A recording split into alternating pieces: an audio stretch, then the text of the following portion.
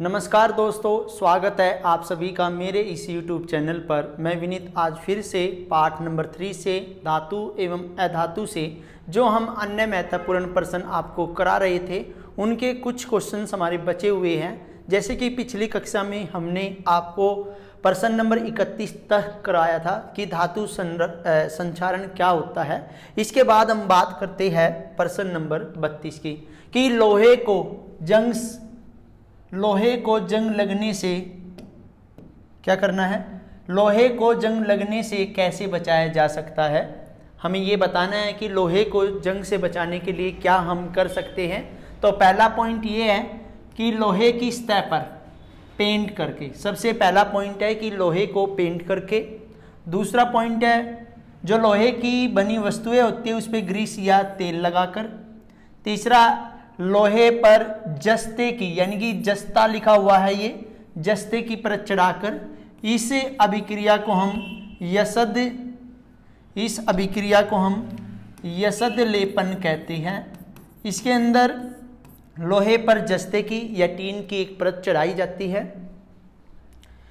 Point number 4 में लोहे पर विद्युत लेपन द्वारा क्रोमियम या निकेल की परत चढ़ाकर हम लोहे को जंग से बचा सकते हैं, या स्टेनलेस स्टील आदि जैसी मिश्र धातु बनाकर हम लोहे को जंग से बचा सकते हैं।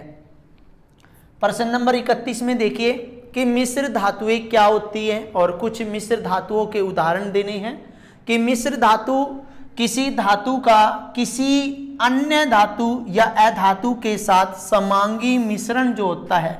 कोई भी धातु और अधातु जब आपस में मिलती है तो उसे हम मिश्र धातु कहते हैं। और उदाहरण के लिए हम बात करें जैसे पीतल है, कांसा है, ये टाका यानी कि सोल्डर है, इस्पात है या स्टेनलेस स्टील है, ये सभी जो धातुएं हैं ये आपकी मिश्र धातु कहलाती हैं।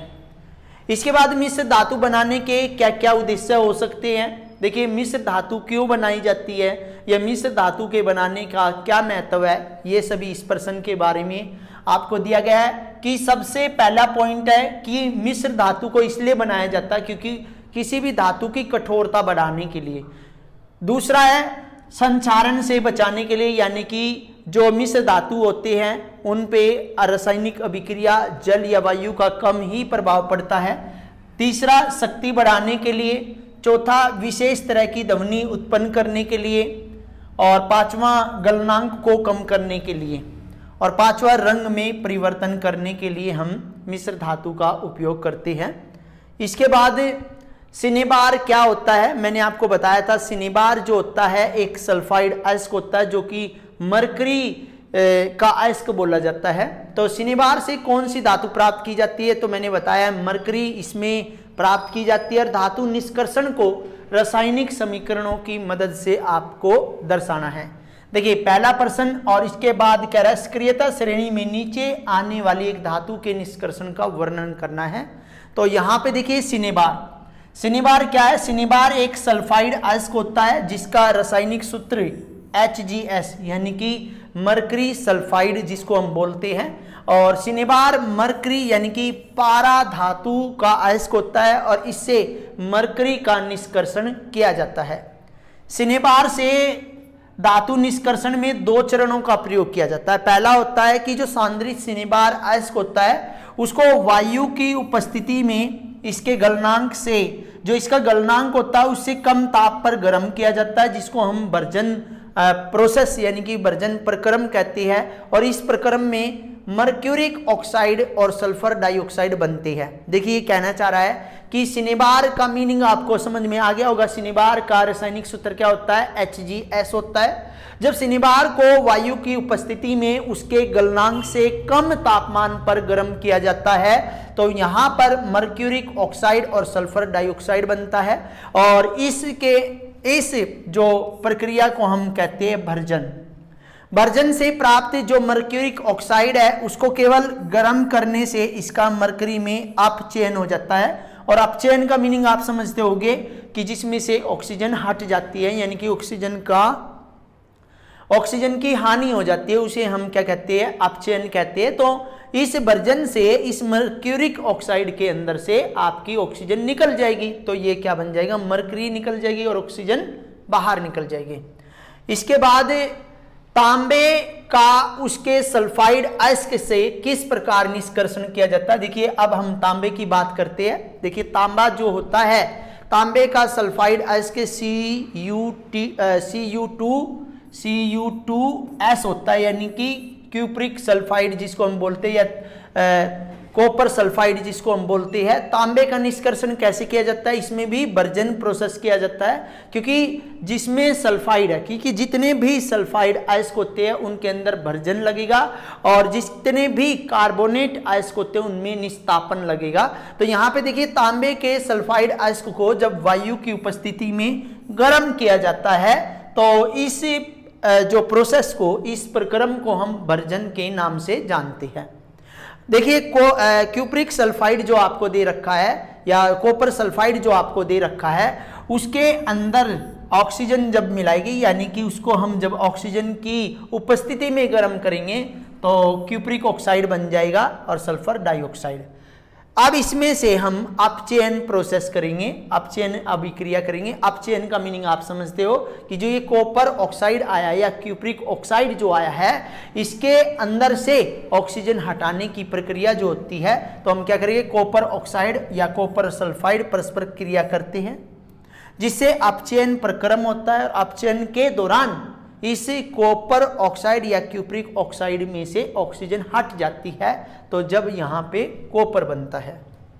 इसके बाद प्रश्न नंबर 37, जिंक का उसके सल्फाइड से अयस्क किस प्रकार निष्कर्षण किया जाता है। रासायनिक समीकरणों की सहायता से ही हल करना है। देखिए जिंक का भी सल्फाइड अयस्क है और सल्फाइड अयस्क में भर्जन का उपयोग किया जाता है, भर्जन प्रक्रम का उपयोग किया जाता है। तो जिंक के सल्फाइड अयस्क को वायु की उपस्थिति में गर्म करके ऑक्साइड में परिवर्तित किया जाता है। जब ये ऑक्साइड आ जाता है, देखिए जिंक सल्फाइड है, ऑक्सीजन इसमें, ऑक्सीजन की प्रेजेंस में, ऑक्सीजन की उपस्थिति में इसको गर्म करेंगे तो जिंक ऑक्साइड आ गया। और जिंक ऑक्साइड को हम अपचयन विधि के द्वारा, यानी कि जिंक ऑक्साइड को कार्बन के साथ गर्म करने पर जिंक धातु में अपचयित किया जाता है। देखिए जिंक ऑक्साइड में यदि अपचयन किया तो इसमें से ऑक्सीजन कार्बन के साथ मिल जाएगी, कार्बन डाइऑक्साइड बन जाएगा और जिंक हमारा प्योर फॉर्म में हमें मिल जाएगा, यानी कि जिंक का हम निष्कर्षण कर देंगे।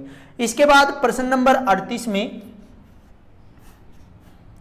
कार्बोनेट अयस्क से जिंक धातु के निष्कर्षण को रासायनिक समीकरण द्वारा बताना है। देखिए कार्बोनेट के अंदर निस्तापन प्रक्रम का उपयोग किया जाता है। जिंक का कार्बोनेट अयस्क जो होता है, जिंक कार्बोनेट होता है। क्या होता है, जिंक कार्बोनेट होता है। इसके अंदर निस्तापन किएंगे जो जिंक कार्बोनेट है, और जो धातु ऑक्साइड में परिवर्तित करने के लिए वायु की अनुपस्थिति में, क्योंकि हमने आपको जब भर्जन और निस्तापन समझाया था, अंतर समझाया था, उसमें बताया था कि जो भर्जन होता है वो ऑक्सीजन की उपस्थिति में होता है और जो निस्तापन होता है वो ऑक्सीजन की अनुपस्थिति में होता है। तो ये जिंक कार्बोनेट जो है वो जब हम वायु की अनुपस्थिति में इसको गर्म करते हैं तो इस अभिक्रिया को निस्तापन कहते हैं और इसमें जिंक ऑक्साइड बनेगा। और जिंक ऑक्साइड को कार्बन के साथ गर्म करने पर ऑक्सीजन इसके साथ मिलेगी तो जिंक अलग से रह जाएगा। प्रश्न नंबर 39 के अंदर आपको देखना है कि उच्च क्रियाशील धातु सोडियम का निष्कर्षण किस प्रकार करना है, वर्णन कीजिए। देखिए उत्तर में क्या दिया है कि सोडियम धातु को उसके लवण यानी कि NaCl के जलीय विलयन में विद्युत धारा गुजार कर प्राप्त किया जाता है। देखिए जो आपका सोडियम क्लोराइड है, इसके अंदर यदि हम विद्युत धारा गुजारेंगे, क्या गुजारेंगे, विद्युत धारा गुजारेंगे, तो उसके अंदर से सोडियम हमें प्राप्त होता है और क्लोरीन बाहर निकल जाती है। जैसे एनोड प्रक्रिया देखिए, ये हमारा क्या है, क्लोरीन एक इलेक्ट्रॉन लेता है और क्लोरीन जो है एक इलेक्ट्रॉन के साथ अभिक्रिया करके क्लोरीन के 2 एटम बनाता है, 2 परमाणु बनाता है। कैथोड प्रक्रिया क्या होती है, सोडियम, देखिए क्लोरीन जो लेता है वो नेगेटिव साइन शो कराता है, जो लेने की टेंडेंसी रखता है उस पर ऋण आयन आता है, जो देने की टेंडेंसी रखता है, जो देने त्याग करने की टेंडेंसी रखता है उसे हम धन आयन बोलते हैं। सोडियम आयन कैथोड पर सोडियम धातु में अपचित हो जाते हैं। इसके बाद हम टॉपिक आपको कराएंगे अधातु का। अधातुएं क्या होती है? अधातुएं वे तत्व होते हैं जिनमें इलेक्ट्रॉन ग्रहण करके ऋण आयन बनाने की क्षमता होती है, उन्हें हम अधातु कहते हैं। जैसे ऑक्सीजन है, नाइट्रोजन है, सल्फर है, फॉस्फोरस है, ये सभी जो अधातुएं हैं ये इलेक्ट्रॉन को ग्रहण करती हैं। इसके बाद प्रश्न नंबर 41 में कि निम्नलिखित अधातुओं के उदाहरण दे रहे हैं। द्रव अवस्था में पाई जाने वाली एक अधातु, देखिए द्रव अवस्था में ब्रोमीन आपकी पाई जाती है, ब्रोमीन आपकी पाई जाती है द्रव अवस्था में। दूसरा, ठोस अवस्था में पाई जाने वाली दो धातुएं बतानी है, तो यहाँ पे बताई है सल्फर और फॉस्फोरस जो है ये हमारी द्रव अवस्था में, ये हमारी ठोस अवस्था में, ये हमारी जितनी भी लिखी हुई है अधातु लिखी हुई है। गैसीय अवस्था में दो अधातु ऑक्सीजन और नाइट्रोजन, ये हमारी गैसीय अवस्था में है। आयोडीन एक जो चमकदार अधातु होती है, आयोडीन जो होती है ये चमकदार होती है। ग्रेफाइट विद्युत की सुचालक होती है। हीरा एक कठोर, यानी कि जो कठोर या नरम की बात करें तो अधातु ये सबसे कठोरतम अधातु पाई जाती है। अधातुओं के आपने प्रश्न नंबर 42 में अधातुओं के 3 भौतिक गुण बतानी है। देखिए ये जो अधातुएं होती है वो भंगुर होती है, इनकी तारे और चादरें नहीं बनाई जा सकती। ये विद्युत एवं ऊष्मा की कुचालक होती है, परंतु ग्रेफाइट एक ऐसी अधातु है जो विद्युत की सुचालक होती है। एक्सेप्शनल केस है कि ये विद्युत की सुचालक होती है। इनका गलनांक, कथनांक और घनत्व बहुत ही कम होता है। धातुओं का गलनांक भी उच्च होता है, कथनांक भी उच्च होता है। गलनांक मतलब जिस पर कोई पदार्थ पिघलने लगता है, कथनांक जिस पे कोई पदार्थ जमने लगता है, और घनत्व जिसकी डेंसिटी यानी कि जो पानी में तैर सकती है या नहीं, ये बात है। अधातुएं ऑक्साइडों की प्रकृति कैसी होती है और क्यों होती है ऐसी, ये बताना है। अधातुएं ऑक्साइड अम्लीय और उदासीन प्रकृति के होते हैं। देखिए मैंने बताया था कि जो धातुएं होती है वे क्षारकीय होती है, और जो अधातुएं होती है वे अम्लीय या फिर उदासीन आपकी होती है। इनकी प्रकृति ऐसी होती है। अधातुएं ऑक्साइड अम्लीय प्रकृति के इसलिए होते हैं क्योंकि ये जल के साथ क्रिया करके अम्ल बनाती है। जैसे कार्बन डाइऑक्साइड और वाटर है तो ये हमारा कार्बोनिक अम्ल हो गया, ये हमारा सल्फ्यूरिक अम्ल हो गया, H2SO4 आएगा यहाँ पे। तो यहाँ पे ये अम्ल बनाती है। अधातुएं अम्लों के साथ क्रिया नहीं करती, क्यों? देखिए अधातुएं विद्युत ऋणात्मक तत्व होता है, अर्थात इनमें इलेक्ट्रॉन ग्रहण करने की क्षमता होती है, इसलिए अम्लों में H आयन को इलेक्ट्रॉन उपलब्ध नहीं करा सकती और अम्लों से हाइड्रोजन विस्थापित नहीं कर सकती। इसलिए ये अम्लों के साथ क्रिया यानी कि ये विद्युत का संचालन भी नहीं करा सकती। देखिए जो धातुएं होती है वो विद्युत की सुचालक होती है, लेकिन अधातुएं विद्युत की कुचालक होती है। वो क्यों होती है? क्योंकि इनकी जो अधातुएं होती है ये विद्युत ऋणात्मक होती है, यानी कि इलेक्ट्रॉन ग्रहण करने की इनमें क्षमता तो होती है, लेकिन ये अम्लों को H आयन इलेक्ट्रॉन उपलब्ध नहीं करा पाती और ये ना ही हाइड्रोजन को विस्थापित करा पाती, इसलिए ये विद्युत की कुचालक होती हैं। अधातुएं ऑक्सीजन के साथ कैसे क्रिया करती है? देखिए अधातुएं ऑक्सीजन के साथ संयोग करके 2 प्रकार के ऑक्साइड बनाती हैं, एक अम्लीय और एक उदासीन। देखिए भाई यहाँ पे एरो जो है थोड़ी सी गलत लगी हुई है, ठीक है। तो यहाँ पे अधातुएं कार्बन ऑक्सीजन मिलके कार्बन डाइऑक्साइड बनाई, और क्या कहते हैं SOS यानी कि सल्फर के साथ ऑक्सीजन मिली, सल्फर डाइऑक्साइड बनाई। कार्बन के साथ ऑक्सीजन मिली तो कार्बन मोनोऑक्साइड बनाई। ये तीनों ही अम्लीय प्रकृति शो करती हैं। इसके बाद आयनिक यौगिकों की बात करते हैं, क्योंकि धातुएं और अधातु धातुओं में हमने देखा कि धातुएं इलेक्ट्रॉन को त्याग करके धन आयन बनाती है और अधातुएं हमने देखा इलेक्ट्रॉनों को ग्रहण करके ऋण आयन बनाती है। लेकिन आयनिक यौगिकों में क्या होता है, ये वे यौगिक होते हैं, ये वे जो धातु और अधातु के परमाणुओं के बीच इलेक्ट्रॉन स्थानांतरण से बनते हैं। जैसे हम बात करें NaCl की, ये हमारा आयनिक यौगिक है, और Na2O सोडियम ऑक्साइड है। मैग्नीशियम क्लोराइड की बात करें तो यहाँ पे मैग्नीशियम ऑक्साइड की बात करें तो ये सभी आयनिक यौगिक है। और आयनिक यौगिकों का काम सिर्फ इतना ही होता है, जो धातु और अधातु वाले तत्व होते हैं या परमाणु होते हैं उनके बीच इलेक्ट्रॉनों का स्थानांतरण कराते हैं। आयनिक यौगिकों के 4 गुण बताने, जैसे हमने धातु और अधातु के 4 गुण पढ़े, वैसे ही आयनिक यौगिकों के भी 4 गुण होते हैं कि आयनिक यौगिक जल में सामान्यतः घुलनशील और कार्बनिक विलायकों जैसे केरोसिन, पेट्रोल आदि अघुलनशील होते हैं। देखिए आयनिक जो यौगिक होते हैं वो जल में घुलनशील और कार्बनिक विलायकों जैसे केरोसिन और पेट्रोल आदि में अघुलनशील होते हैं। आयनिक यौगिकों का गलनांक और क्वथनांक उच्च होता है और ये विलयन अवस्था या गलित अवस्था में विद्युत के चालक होते हैं। और आयनिक यौगिक ठोस, कठोर और भंगुर होते हैं। देखिए आयनिक यौगिकों के इस तरह के हमारे पॉइंट्स हैं। आयनिक यौगिकों का गलनांक और क्वथनांक उच्च होते हैं। अभ्यास का भी ये प्रश्न है, कैसे आपको पता चलेगा कि आयनिक यौगिकों का गलनांक उच्च और क्वथनांक होता है, क्योंकि आयनिक यौगिक जो होते हैं वो धन आयन और ऋण आयन से बनी होती है और इन विपरीत आवेशों के आयन के बीच परबल स्थिर विद्युत आकर्षण बल होता है। इनके बीच एक आकर्षण बल होता है और जिसे तोड़ने के लिए अत्यधिक मात्रा में ऊष्मा की आवश्यकता होती है। तो यही कारण है कि आयनिक यौगिकों का गलनांक और क्वथनांक उच्च होता है।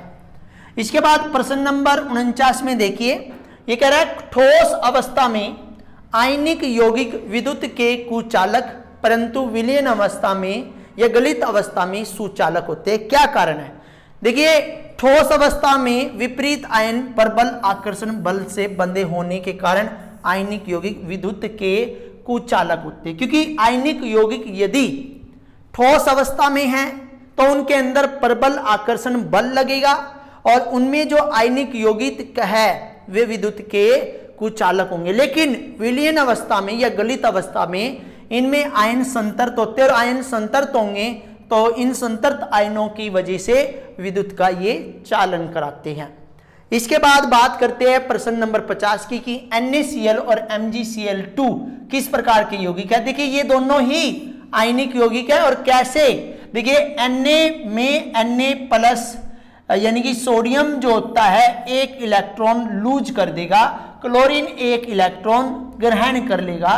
तो यहाँ पे देखिए एक इलेक्ट्रॉन ये लूज करेगा, एक इलेक्ट्रॉन ये लेगा, तो जो देने की टेंडेंसी, जो त्यागने की एबिलिटी रखता है, योग्यता रखता है, उस पर हम पॉजिटिव चार्ज लगाते हैं और जो लेने की टेंडेंसी रखता है उस पर हम नेगेटिव चार्ज लगाते हैं। तो इसलिए NaCl एक आयनिक यौगिक है। इसके बाद MgCl2 की बात करें, Mg में देखिए यहाँ पे 2 है और यहाँ पे Cl2 लगेगा, ठीक है। तो एक इलेक्ट्रॉन यहाँ पे 2 इलेक्ट्रॉन ये देने की टेंडेंसी रखता है, तो यहाँ पे क्लोरीन एक इलेक्ट्रॉन लेने की टेंडेंसी रखता है। तो मैग्नीशियम जो है वो इन दोनों को एक एक इलेक्ट्रॉन देगा, इसलिए इस पे 2 पॉजिटिव चार्ज आएगा और क्लोरीन पे 2 आपके इलेक्ट्रॉन लेने की टेंडेंसी रखता है। देखिए क्लोरीन का यहाँ पे ये सिंगल रहेगा। इसके बाद Na2O तथा MgO किस प्रकार के निर्माण को समझाना है और किस प्रकार के यौगिक है। देखिए ये भी वही आयनिक यौगिक है और इनका निर्माण इलेक्ट्रॉन स्थानांतरण के द्वारा ही होता है, क्योंकि आयनिक यौगिक हम उन्हें कहते हैं जिनके अंदर आयनों का, यानी कि चाहे वो धातु है या अधातु है, उनके अंदर आयनों का आदान प्रदान यानी कि स्थानांतरण होता रहता है। और इसमें देखिए सोडियम जो है एक इलेक्ट्रॉन देने की टेंडेंसी रखता है, इलेक्ट्रॉन 2 ऑक्सीजन जो है 2 इलेक्ट्रॉन लेने की टेंडेंसी रखता है, इसलिए सोडियम हमारा 2 है तो 2 इलेक्ट्रॉन दोनों ऑक्सीजन को एक एक करके वो दे देगा। यहां पे आप देख रहे होंगे सोडियम जो है एक एक इलेक्ट्रॉन दोनों ऑक्सीजनों को दे रहा है, इसलिए ऑक्सीजन पे 2 नेगेटिव चार्ज है, सोडियम पे 1 पॉजिटिव चार्ज है, क्योंकि सोडियम 1 दे सकता है लेकिन यहां पे सोडियम कितने हैं 2। इसके बाद MgO की बात करें, MgO जो है 2 इलेक्ट्रॉन लूज करने की टेंडेंसी रखता है, ऑक्सीजन 2 इलेक्ट्रॉन लेने की टेंडेंसी रखता है, तो मैग्नीशियम पे 2 पॉजिटिव और ऑक्सीजन पे 2 नेगेटिव चार्ज आएंगे। देखिए अभी जो हमने पढ़े आयनिक यौगिक, जैसे हमने पढ़े आयनिक यौगिकों का मैं थोड़ा सा शॉर्टकट और बता देता हूं कि वे धातु और अधातुए या वे धातु और अधातु परमाणु जिनके बीच आयनों का स्थानांतरण होता है उन्हें आयनिक यौगिक कहते हैं। जैसे NaCl है, Na के अंदर 1 इलेक्ट्रॉन देने की टेंडेंसी होती है, क्लोरीन के अंदर 1 इलेक्ट्रॉन लेने की टेंडेंसी होती है, ग्रहण करने की टेंडेंसी होती है, और सोडियम जो होता है धातु है और क्लोरीन अधातु है। आयनिक यौगिकों के 4 गुण मैंने बता दिए, ये घुलनशील और ये सामान्यतः जो होते हुए घुलनशील होते हैं, लेकिन मैंने बताया केरोसिन, पेट्रोल और कई अन्य चीजों में ये अघुलनशील होते हैं, इनके गलनांक कथनांक उच्च होती है, और ये यदि ठोस है तो विद्युत के कुचालक होंगे, यदि ये गलित अवस्था में है, यदि ये विलयन अवस्था में है तो ये सुचालक होंगे, और ये हमारे ठोस, कठोर और भंगुर होते हैं। आयनिक यौगिकों के उच्च गलनांक और कथनांक क्यों होते? क्योंकि इनके अंदर क्या होता है, इनके अंदर जो होता है ना विद्युत स्थिर आकर्षण बल होता है, क्योंकि ये ऋणायन और धनायन के बने होते हैं और आपस में इनके अंदर मजबूत बॉन्ड बनता है, इनको तोड़ने के लिए अत्यधिक ऊर्जा या उष्मा की आवश्यकता होती है। और ये अभी बताया मैंने ठोस अवस्था में तो ये उष्मा के कुचालक होते हैं और द्रव अवस्था में ये सुचालक होते हैं। ये मैंने आपको बताया किस प्रकार के यौगिक होते हैं, जैसे NaCl है, MgCl2 है, देखिए MgCl2, NaCl, Na2O और MgO। देखिए ये जो होता है Na, इस पे 1 पॉजिटिव चार्ज, क्लोरीन पे 1 नेगेटिव चार्ज, क्योंकि इसको भी 1 इलेक्ट्रॉन त्यागना है, इसको 1 इलेक्ट्रॉन ग्रहण करना है। Mg 2 इलेक्ट्रॉन और क्लोरीन हमारे पास 2 है तो 1 इलेक्ट्रॉन ये लेगा, 1 इलेक्ट्रॉन ये लेगा। अब यदि हम सोडियम की बात करें, सोडियम जो होता है 2 सोडियम है तो दोनों ऑक्सीजन को, क्योंकि ऑक्सीजन को 2 चाहिए, सोडियम 1 देगा। मैग्नीशियम की बात करें तो ये 2 इलेक्ट्रॉन देने की टेंडेंसी रखता है, और जो ऑक्सीजन है वो हमारा 2 ऑक्सीजन के अंदर 2 इलेक्ट्रॉन लेने की टेंडेंसी रखता है। इस तरह ये सिंपल से मैंने आपको बताए कि किस तरह आपने इनको आयनिक यौगिकों के इलेक्ट्रॉनों का त्याग करना है, आयनिक यौगिकों का इलेक्ट्रॉन ग्रहण करना है। देखिए आज की क्लास में हमारे अन्य महत्वपूर्ण प्रश्न कंप्लीट हुए। इसके बाद हम जो लघु उत्तरात्मक प्रश्न हैं उनके बारे में एक और क्लास लेंगे। जो भी स्टूडेंट हमारे चैनल पर नए हैं वो हमारे चैनल को सब्सक्राइब कर ले, और वीडियो अच्छी लगे तो लाइक भी करें, शेयर करें, ज़्यादा से ज़्यादा कमेंट करें। Thank you.